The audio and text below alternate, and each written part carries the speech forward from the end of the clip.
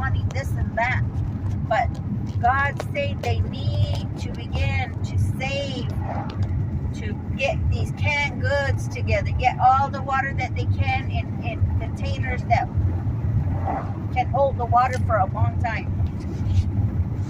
All the foods, stock up on their toilet papers, and if they have too much that they kept, stocking up, but they have too much, give some to their family members. Help out some friends that they know that don't have jobs.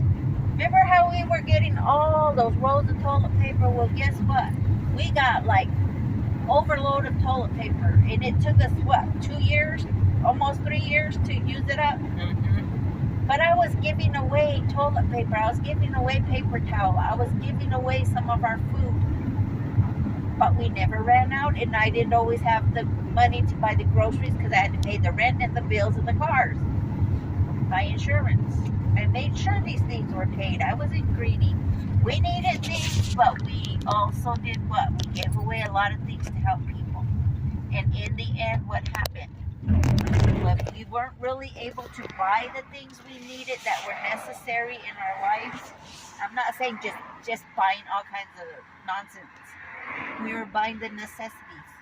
We were able to buy those things with just a few dollar amounts. I would probably only have $20 left in the bank, and I tried to save over $500 every time. Because I had bills that unexpectedly come up, I was still able to pay for what I needed to. We spend our $20 that we have left. And I only have $4 or $5 maybe just to put in for gas.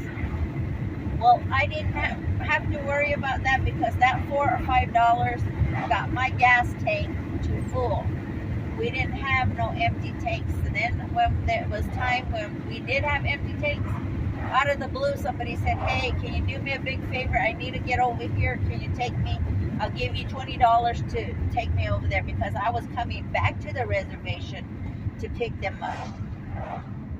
Because I had to come all the way back to the reservation to pick them up, I was able to have gas money for the week. And still have a little bit of money in case you wanted something to eat from town. You were always getting something from DoorDash or something. Because we did what we did. We gave to others. So when God says there was famine, I already knew. I tried to warn people, but they laughed at me. But we did. We had our cupboards full.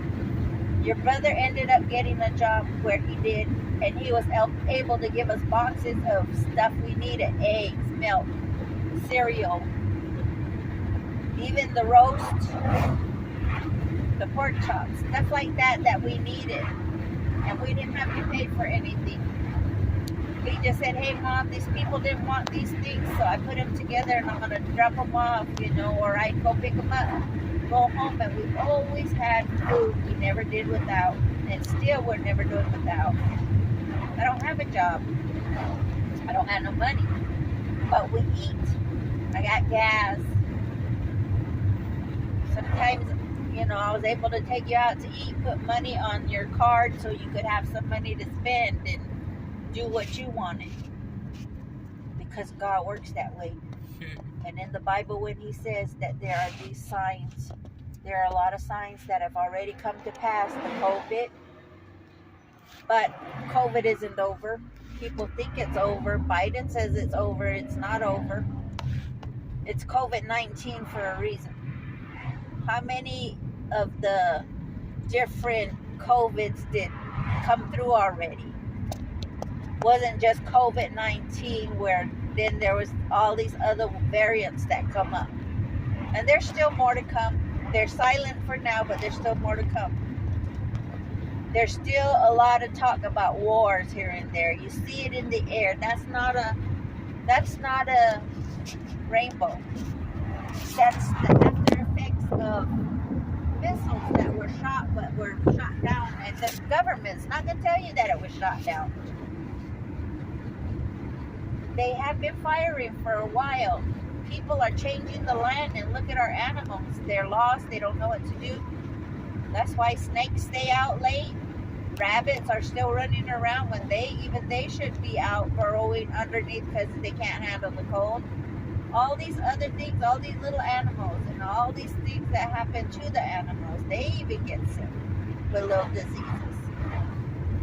People are already so greedy and selfish, they always wanted that stimulus money. They don't want to go out and work, but they want to live off the government and want that free money.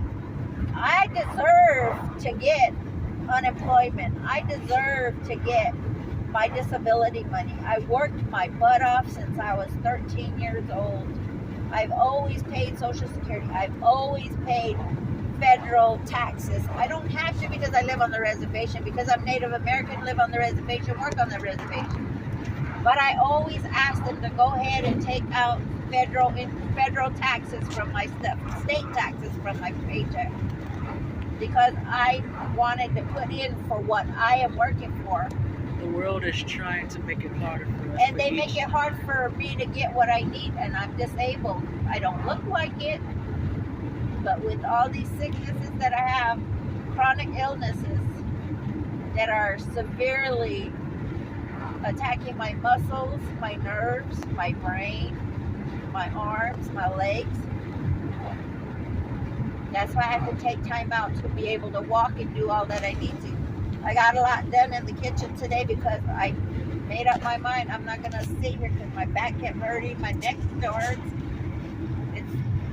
It's always a miracle when I can get up and move my head around. Every time I move, I hear it crunching, like my bones are just rubbing on each other and it's crackling inside. Everything, every movement. It hurts. It hurts. I'm in pain every day. But I used to go to work until I couldn't do my job anymore because they asked too much. I mean, there's no light duty in my job. So I had to quit. But we're still getting by because of the miracles of God that He puts in our lives. That's people. They call to help. Hey, can you do me a favor? Nobody will help me. I need to go over here. I need to go over there. Okay, I'll just drop what I do and go do it. And they're like, here, just like your grandpa gave me $50 that day. That's the price tag got to be in your hand. And she thought that he was giving her extra money. She's like, give it. He said, give it to him. Make sure he gets it. Oh, okay. But, there's more signs to come.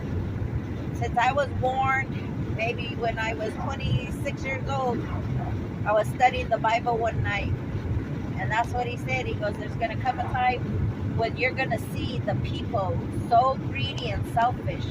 He said, don't fall for that. Don't be like them. Don't do what they do. Just think about your family. Think about the people around you. Buy these things. Look for the sales. He said, I'll tell you where to go. I used to pray before we went to go get our groceries or to go do our shopping. I still do. And then I'll stop at certain stores and it's like, oh my God, check out this sale. I would go to this one store we're going to right now, and I never liked going there, but he said, go to that store. So, okay, I'm going to go to that store. When I got there, it's a 2-for-1 deal. Sometimes buy one, get two free. So I had a bunch of ribs. I had a bunch of steaks. Big packages of steaks that were close to $15, but you buy one and you get the other two free. So I was getting them, and these are $15 to $20 packages, and I was getting two free. I'm like, yeah, I'll deal with that. I mean, when you feel it, this is what you got to do it. Well, so that's why whenever we have, even if we didn't have a bunch of toilet paper, paper towels, shampoos, I mean, look at, we still have a bunch that I didn't even have to buy because I stocked up on a lot of stuff, toothpaste, everything. And we're still using what we have bought 3-4 years ago. I mean, I got them on sale prices. I said, okay, I'm trying to get one. God pushed me, get 3 more, okay? And we always had what we had. If people would listen to what he has to say, listen to some of the people that speak for him. Some of the preachers are cool. Some of them are right on. Some of them do what God says, and some of them are just out for money. And it's hard for you to know unless you know what the Bible says. You know it in your heart. You feel it in your heart when it talks to you. It's like me talking to you. That's what the Bible does, even though it's just a piece of paper. But you say, God, I want to know what you're saying to me. I want to know what you want me to do, and you will do it, and you will hear it. You will just hear it. You'll just know. That's one thing a lot of people have let go of, is knowing the Spirit of God. Actually knowing and feeling Him. Even I had let go for a while, but I never completely let go, because I know without Him I can't walk and talk. I can't see. Sometimes my vision is gone, sometimes it's there, and I don't say nothing to nobody, but I do what I gotta do. Because that's what my 4 diseases do to me. I should have been dead by now. I could have been crippled by now, but because God has always helped me every step of the way, and I listen to what He says and do what He says. And I don't try to be selfish, mean, greedy. I try to do for others, help them, be there for them. But sometimes I can't. Sometimes I have to just be selfish for me. Even when it comes to you, little boy. But I love you enough to sacrifice so much. But it's not always going to be forever. But the things that are coming up, they're going to get worse. The prices are going to go even much higher, and then they're going to want to put the chip in your hand so you can buy bread, so you can buy the things that you need. And when that chip comes out, don't take it. Don't do it. You're doomed. You can live a lot longer than most of us. Some of us will be beheaded. Some of us will be murdered because we believe in God. That doesn't mean don't believe in God so you don't get murdered, so you don't get killed. Because God shows you a lot of things. If you've gone through a COVID and been real sick where you almost died, you didn't die because God put somebody on the assignment to pray for you. They didn't know you. They don't know where you come from. But the prayer works. My friend was dying from COVID, and I kept praying. I said, there's got to be something else that can happen. Finally, it came to his ex-wife to call on a specialist regardless of the cost. And she saved that man. She saved the daughter. So people just don't understand what prayer does. But I do. I know what it does. My little boy would not be here today if it wasn't for prayer. He would have suffered so many things, because as you were growing inside me, you were already going through food poisoning, flu, pneumonia, while you were in my body trying to develop. But you developed really well. Because you were sprayed. I prayed for you. Because that's all I knew how to do. So, you're a blessed little kid. I'm a blessed woman. I have sons that take care of me. They take care of you. We all work together as a family. None of them are greedy. And they also help other people, other families. And that's what I'm proud of my children today. Because even you help people, even though you don't realize it. But you help people, and I'm glad. So,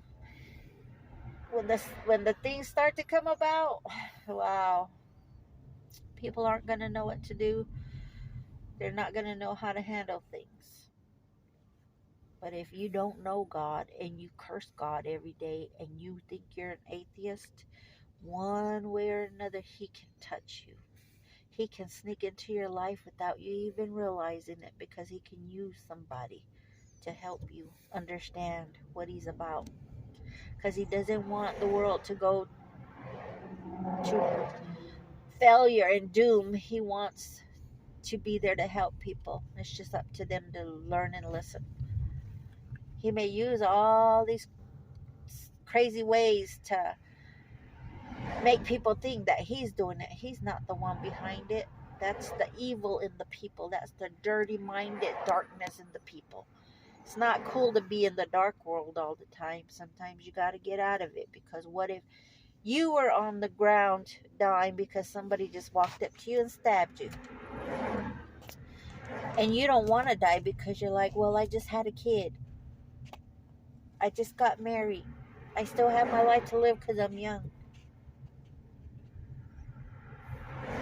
Here comes somebody that doesn't know you and they help you. They take you to the hospital.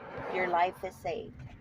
That was an act of God sending someone to be there for you so you could live, because he heard you saying, but I just got married. Why do I have to die now? In your heart, it was talking to him. So he says, okay, I'm going to give you a chance. I'm going to give you a chance to live. Let's see if you live your life right, or if you're going to continue to be the evil person that you are, or the person that you are that does these things to others to hurt them or to cause trouble for people. Maybe you're one that just likes to talk bad about people. But when you get your life saved, you said, man, something was there, because you'll feel it. Then that's when you really know it's God, because you'll feel him. You'll feel that person. And even though you're thinking, okay, well, I guess I am going to die. Guess what? Here comes the person that saves you. That was an act of God. You just got to learn to realize it and understand it. And when you feel something, sometimes you sometimes think, oh God, I'm imagining somebody touching me when you're at your lowest point, or you just want to cry for no reason. Something happening. There's going to be a change in your life because you felt that. You felt that little moment. You thought somebody said, hey, said your name and said, don't go there.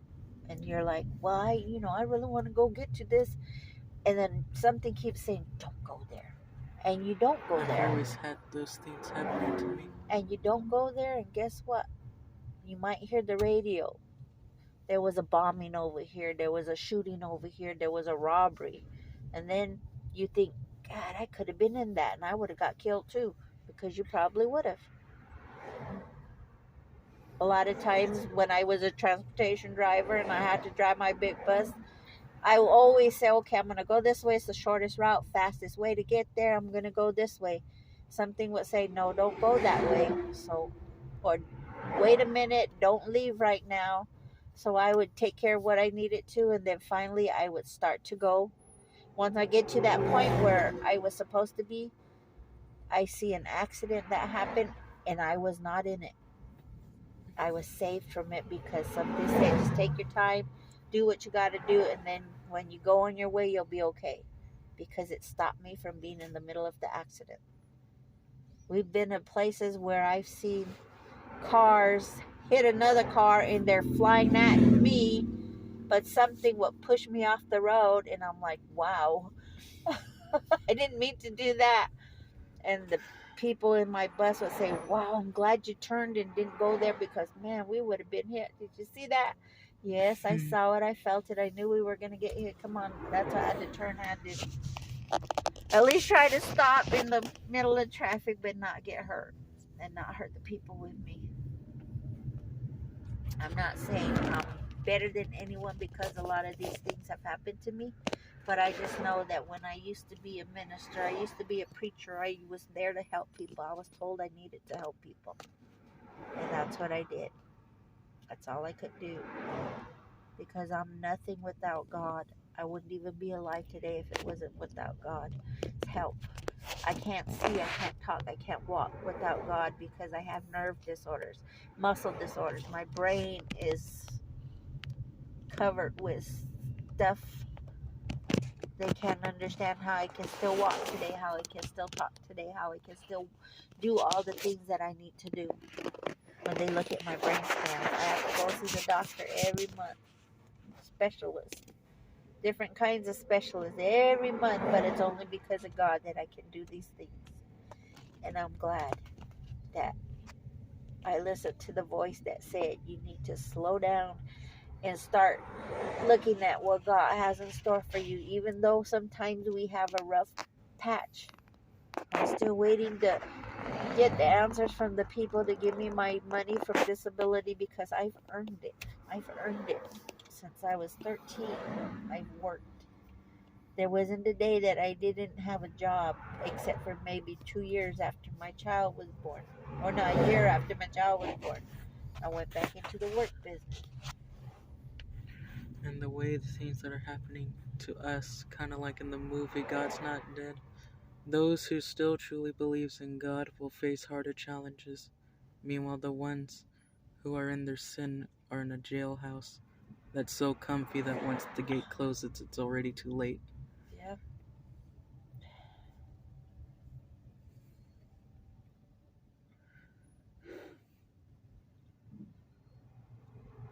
They always say you don't ever want to walk in somebody's shoes because you could never be as strong as that person was. Nobody would ever want to be in my shoes the life that I lived.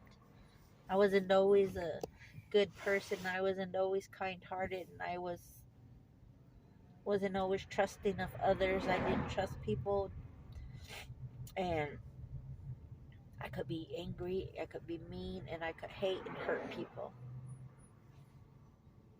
There was times when a guy would say something to me and I would beat the crap out of him. It didn't matter that I was a little short person, tiny, weighed only 99 pounds.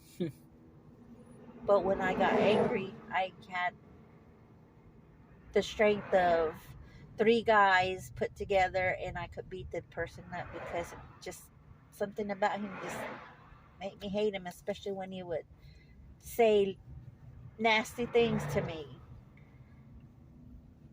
Hey, come on, baby, let's go. And I'm like, oh, I'll show you what this baby can do. And,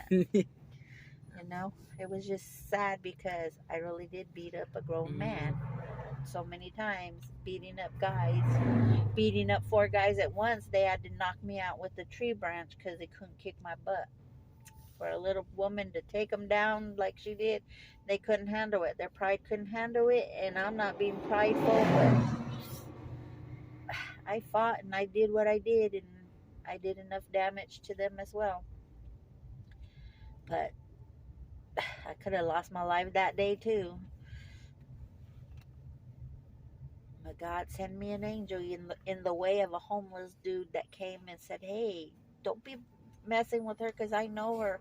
I used to feed them, bring home burgers from Jack in the Box and McDonald's. That I used to work at McDonald's. I used to bring home burgers for those homeless people and go by, just say hey, don't even remember their names, but I toss them some burgers, give them a big bag with the burgers and fries and some sodas, and just because they needed to eat too. And one day one of those people helped me out. So life is really going to be scary for some people. It's going to be hard for some people. Those that believe in God, as my son said, it's going to be harder. It always seems like it's so hard and we have nobody there to help us. But we do. When we pray, we keep praying and praying. It relieves a lot of stress. It relieves a lot of anger. Like, where are you, God? It relieves a lot of the doubts that you have, the fears that you have. And you can get through it. And when you get to the point where, oh, wow, this is what happened, everything just seemed to work out. Things just fell into place. And that's because God said, okay, I'm going to help you. I'm going to show you what I can do.